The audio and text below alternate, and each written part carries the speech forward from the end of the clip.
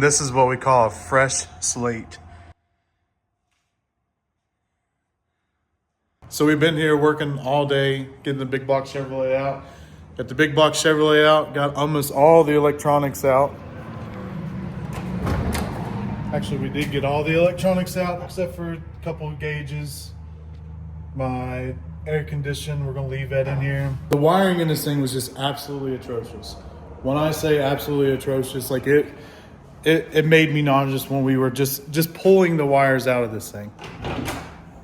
If this is any consolation of how bad the wiring was in this car, this is about what it looked like up underneath the dash. We'll pull the seats back out,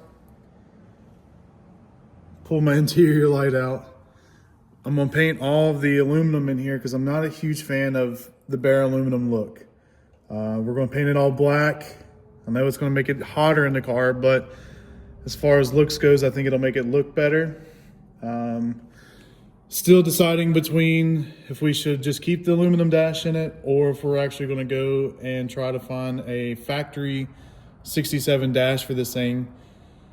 I'm afraid to go with the factory dash because of the way the roll cage is set up. I'm afraid that it's going to set too far back and it's going to look funny. But I can't imagine it looks any funnier than the hooker header. I love my hooker headers sticker. So if you would, comment whether or not you think that it would be a good idea to put a factory 67 dash back in this thing. Like I said before, I don't think it looks bad. I'm afraid that the factory dash might not come out as far, so it might look a little funny with the roll cage. But if you think it'll look good, you know, let me know. We're gonna add some bars up here up to the front, tie everything in a little bit better. We're gonna redo some of the bars up here. It's amazing how much and how little room there really is in these older cars. It's not a lot of room between the frame rails here, but there's plenty of real estate for days for turbos and more turbos. Step by step, we're gonna do small things. We're gonna start off, I just got done cleaning all the grease off the firewall and everything. With all the grease off the firewall, I'm gonna paint it all black.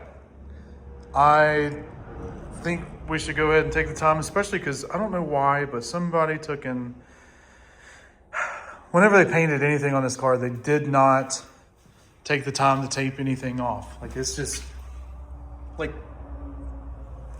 sorry I didn't get any footage of us actually pulling the motor out. We got in the zone, didn't really think to set my camera up. But as far as mounting and plumbing and everything, when we do the small block Ford in here, I will try to get as much footage as possible because I'm sure that's something that a lot of people want to see. You know, everybody likes to see something a little different. I tend to try to be a little different myself.